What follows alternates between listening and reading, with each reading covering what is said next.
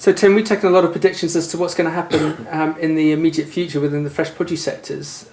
What's your view? What do you think the future holds in store for us all? I think for the packers it's a bit of a concerning time, particularly if they're involved in mainly imports, because I think the major supermarkets will be looking to make some major changes in their sourcing there. But moving on from that, I think challenges for nationwide, what we will be looking to do, something we're looking to get more involved in, is emerging markets. 30% of our turnover already comes from outside the UK. That's up from 10% only a couple of years ago. We've had quite an expansion into that. We opened up an office in Emmen in the North of Holland specifically for export. Now we've also recently taken on a guy specifically to hopefully develop the Russian market for us. We're seeing Russia as an example of an emerging market involved more and more in the fresh produce industry from Europe, becoming a major buyer.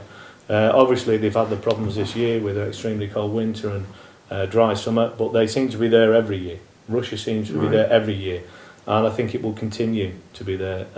But that amongst other markets, there's emerging markets, whether it be Eastern Europe, Central Europe.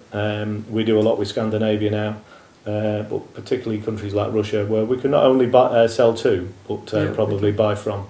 And that's a challenge that we're looking to rise to. Okay, and what about the UK market? What's your views of the UK market for the immediate future? Well, the UK, we discussed the package. I think that's going to be the major change. The way the supermarkets are looking to get closer to the source and probably to end up packing themselves. Okay. And I think they're going to have a steep learning curve along the way, and they're already finding it a bit tricky. That's probably going to be the major change. Food service continues to have its challenge. That's where we've got a major involvement in food service. People are eating out more, even during a recession. It may have been dumbing down a little bit in terms of where they eat, but they still eat out regularly, and it's still a major market for us. Okay. And Nationwide Produce, being the innovative business that you are, what's the thing that you're looking for that's going to take your business forward to be this £100 million turnover plus company? A range of different things. Brand marketing is one that we're particularly involved in.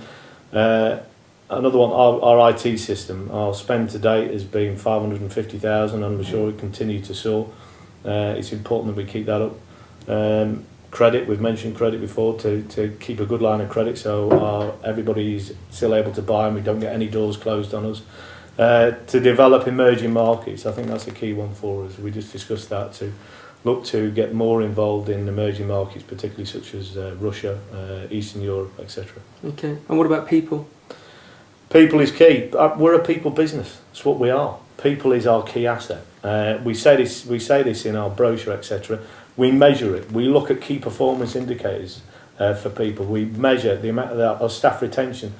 Anytime anyone leaves, which thankfully is rarely, we have an exit interview.